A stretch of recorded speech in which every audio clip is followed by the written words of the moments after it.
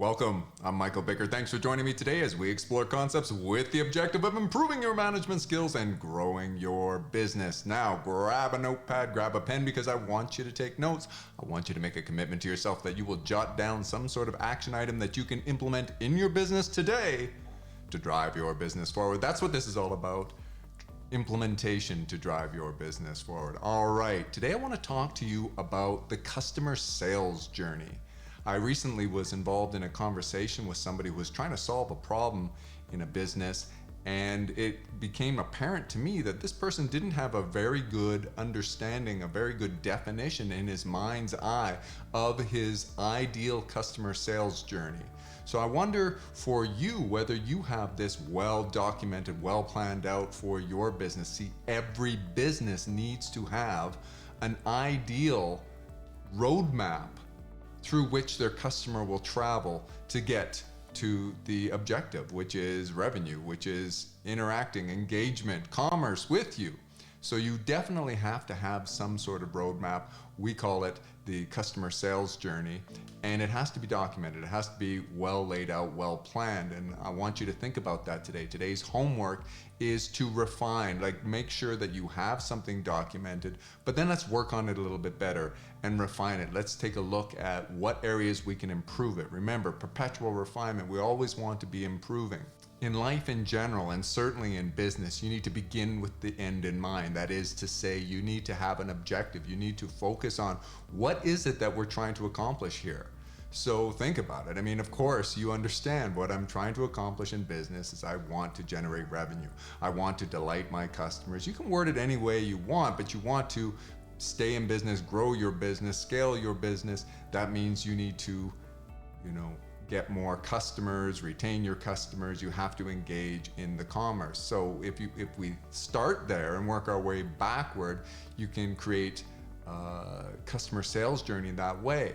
Now, a variety of different entrepreneurs and managers, business owners are watching this video, and your sales journey will differ from one to another, depending on whether you have a very traditional business, brick and mortar location, or if you have a more passive sales process, perhaps mostly you generate business online.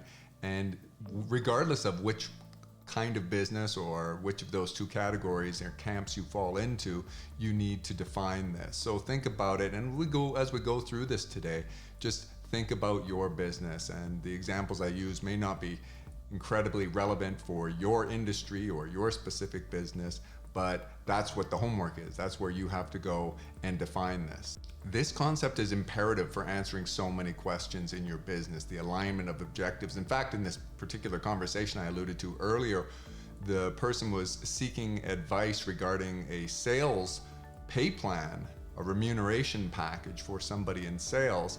And that's where it came out that, okay, well, let's define, let's begin with the end in mind, let's align your objectives with this person, and what is it you're trying to accomplish? And this person, as they were able to articulate what they were trying to accomplish, that's where it became evident to me, you don't have this documented. You don't have a really well-defined customer sales journey, and it's from there that we can build. That's where we can align the objectives between you and this salesperson. We can look at what is the salesperson's objective. Their objective is to guide the prospective customers and leads through the sales process, through the customer journey. So that's just one example. There's so many ways in which business you're going to find that it's really imperative to have your sales, your customer sales journey defined.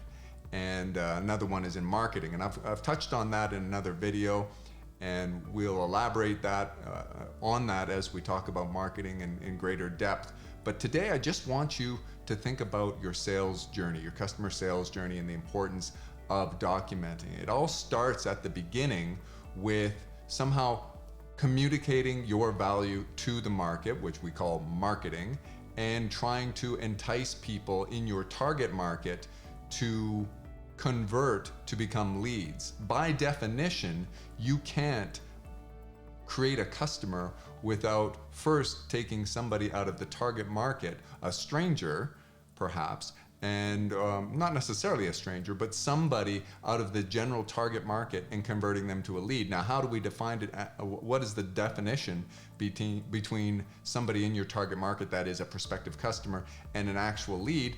How we define that is, do you have contact information? By definition, it's not a lead unless you can follow up with them, unless you can contact them. Now, there is an exception, and that is while the person on an incoming inquiry, an incoming sales inquiry, so maybe someone calls your business, somebody interacts with you online on your chat widget, or they're emailing you, well, you have incoming information, they're a lead. But once they exit the sales process, once they exit the customer journey without giving you any contact information, they're now a lost lead. You can't follow up with them anymore. So let's think, for all intents and purposes, the definition of a lead is somebody that we have contact information. And so that's the very first conversion. That's the very first thing you need to document in your customer sales journey, is somehow getting contact, follow-up information from your prospective customers, from your target market, so that you can consider them a lead. And where do these leads go? Of course, they go into your CRM, your customer relationship management tool, because after you have their contact information, that's what this all becomes about. Relationship management. You are going to need to manage your relationship with your customers. People buy from those that they know, like, and trust. So your goal becomes to get people to know you, to like you, to trust you, to build a relationship with you. And you have to manage that. That's where CRM is so critical. And how do we do that first step? Well, there are a number of ways, depending on your business, that the marketing might take. I mean, you may start with networking. Many of you have referral-based businesses where you would be out of business if not for your referrals. So you need to network. If you're just getting started, you want to think about everyone you know and make sure that everybody knows what value you bring to the market and communicate that in some way. Aside from marketing, or rather aside from networking, other forms of marketing would be for advertising, for example. By definition, typically we would think of advertising as some sort of paid marketing. So you might have search engine marketing in the digital format, some banner advertising, or there's all sorts of things, grassroots and traditional advertising, well, through print media or radio, television, and so forth. Advertising is one thing. Now it's very common to do content marketing, where you create content that your target market will be attracted to, and as they consume that content, they are more likely to organically gravitate towards seeing, well, what are the products and services this person has? I really appreciate the marketing. And so you do that through social media and through videos like this and on your website. And that's another critical part of it. You need to at minimum have a web presence for, again, what are we doing here? Remember what we're talking about. I'm not just rattling off a whole bunch of marketing methods. What you're trying to do here is to communicate your value so that people will convert from target market to leads that you have contact information for. So in your web presence, for example, what on your website do you have that will convert people so that you are collecting their contact information? And when I say contact information, that'll differ what is most relevant and most useful to you to go through or further downstream conversions. But these days it would seem, of course, a first and last name at minimum, as well as an email address and a phone number might be ideal for your business. And for those of you running brick and mortar locations, of course, signage is a really important thing as well to convert. I mean, you've chose location. You've got a place that you are situated, and you have signage to try and entice people, strangers in your target market, perhaps your neighborhood, from walking down the street, driving down the street, to enter into your brick and mortar location, to enter into your business and engage with you. Now, in that instance, you may not collect customer information. I mean, for those who are running a restaurant, perhaps you're not actually collecting customer information and leads. That there are some exceptions in terms of how the customer journey works in your business. As I said earlier, you need to define your business and document your customer sales journey as it most relevant. But I'll tell you, it doesn't matter what kind of business it is, you need to build that relationship. You need to get people to know, like, and trust you. And even if you have a business where it seems to you maybe a little bit ludicrous for me to say like a restaurant might want to collect the names and contact information of its customers, I will tell you that's another way that is very relevant, because then you can get them attached to your social media. Then you can do email campaigns to them, let them know of specials you have, all that kind of thing. So you're used to this when you are the customer. When you frame this through the lens of a customer, you're going into retail establishments like clothing stores, and they're trying to collect information. They're trying to get you on their loyalty program. They're collecting your email address and everything. So what are you doing with your business? So I've always said he or she with the biggest database wins. That is to say, those businesses, those entrepreneurs, those managers who have the greatest database win. You are going to be more successful with a great database. Now, what I'm alluding to when I talk about a database, I'm talking about your customer database, this place where you store your customer contact information. And it needs to be an active database. It's no good in just collecting a whole bunch of, otherwise you could just take names and numbers out of a phone book, do those still exist? Out of somewhere, and enter them into the database. That means nothing. You want to have actual target market that have agreed to give you their contact information, and then more than that, you keep in contact with them. So there's all sorts of ways to think about how you're doing that. And of course, anytime you close a deal, those people are going into your database. They're going into your CRM, and you're going to keep in touch with them for repeat business. And then there's people that just come in and they don't convert to revenue, but they've done a little bit of homework with you, and or they've contacted you online, and you want to continue to nurture them.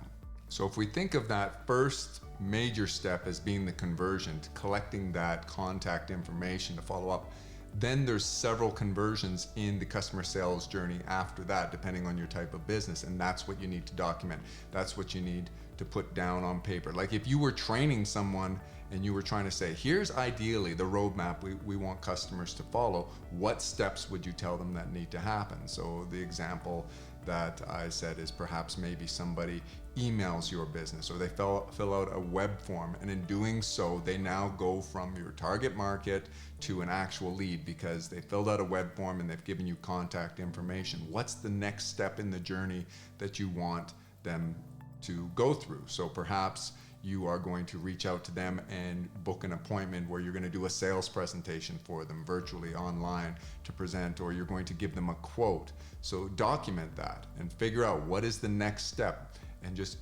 you need to think of this as a flow chart.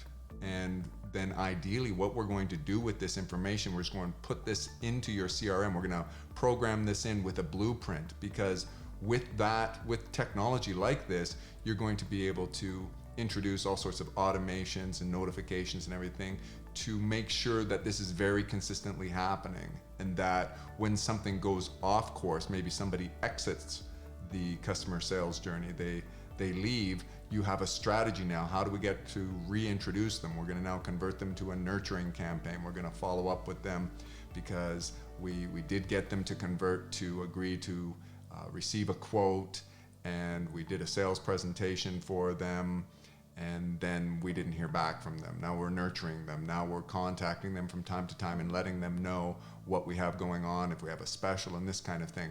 All of the various conversions. So when people enter the sales journey and then they exit, you want to figure out how do we get them back in, and you have to document this stuff. Sometimes as your leads are going through the sales journey, there's major pauses and there's revisions necessary. Perhaps something changed in your prospective customers' needs or wants or their lives or whatever, and it changes the quote. Now you have something called same state looping in the blueprint, and don't get too hung up on that. We can handle this kind of stuff. Reach out to our company. We can get you the software if you don't have it, and then we can create the blueprints for you and all the automations. But you can see that when things change, sometimes it's necessary for you to go right back to and revert to a previous form or a place in the customer sales journey, and then re-walk them through this with new numbers. And you've got to think about all the various possibilities of what will happen with your customer until they get to that desired state, that ultimate objective, which is generating revenue, a closed deal, a sale. So just to provide you with a sort of a out-of-the-box type customer sales journey, it might start with, okay, so we market, we advertise, and we create awareness, and then the first thing that happens is we get an incoming inquiry from a customer. And then the next thing we do is a needs analysis, a needs discovery, where we are finding out what it is about our customer that led them to us, and trying to select the best product or service that we have that will fulfill their needs. So you do this needs discovery, and then you would do some sort of product presentation and demonstration to let them know about the value and present the features and benefits of your product or service to them. And then you would do some sort of price quote and counsel them on the various ways that they can engage your product or service financially. And then there's often some sort of negotiation that might occur. And finally, you would close a deal. You would have, after the negotiation, the closing of the deal. Sometimes there's other steps in here depending on your customer and your customer sales journey and your business. Of course, there's many others, but that's sort of out of the box. And then you go through the logistics process of execution and delivering your product or service to your customer. So those are some steps that would need to be documented. What are the little revisions and little refinements that you can do to make sure that you are looking after customers who are exiting your process and reintroducing them into the customer sales journey, and nurturing them and making sure that whenever the timing is right for them, they know that you're there for them.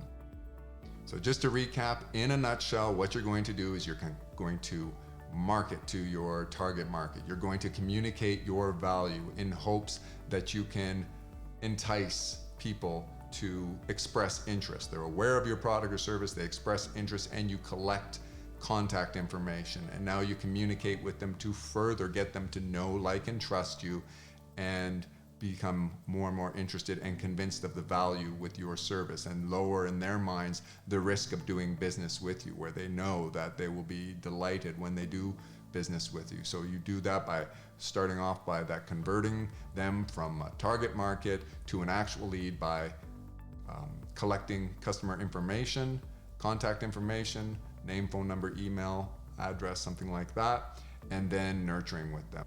And then you're creating these transitions where they go from one step to another, and it's just seamless, and it's very good for your customer, and it gives them, it fulfills the needs they have, and there is an option for them at any time to pause, exit, and be reintroduced into the process. And what you're doing today is you're documenting this, and we're creating a flow chart. What happens when this occurs? If-then statements. And then what we'll do is we will create a blueprint and put this into the technology, into the software, into the CRM tool for you, and make sure that this occurs very consistently. And then also, as a supervisor, as somebody who's monitoring this process, you get alerts when things are not going the way they're supposed to. And then you can react and strategize with that. That's in a nutshell what's going to occur here by first documenting your customer sales journey. Now that's where I want to leave it today. There's so much to be said on this because it relates to sales and marketing, and that's just such a huge topic. But I just wanted to share with you this concept of the customer sales journey that I know many of you have not spent enough time on, and documenting that. And when I keep saying documenting it, I want to put it in a flow chart into your CRM tool through a blueprint. And when we do that, then we can see where the knowledge gaps are. We can see, okay, maybe our team would ask you, well, what happens in this case? What do you want to occur when X, Y, or Z occurs? And then we keep refining that and improving it. And as you notice things over time and you measure and you document where people are exiting the system, where is it sort of going off the rails, and where are you most successful, where are you least successful, then you can strategize, and we can ask those questions and refine a little bit more. This is what the documentation leads to. So as I say, that's where I want to leave it today. I hope you got something out of this that you can do. You've got some homework to work on today, and leave a comment if you want some clarification on something. We're going to give a lot more information on marketing, sales, and marketing in general, and we have other videos that you can visit on this concept. but leave a comment and give me some pushback or ask for clarification, because when you do that and somebody else in the community reads your comments, they learn, and we need to learn from one another. Perpetual refinement.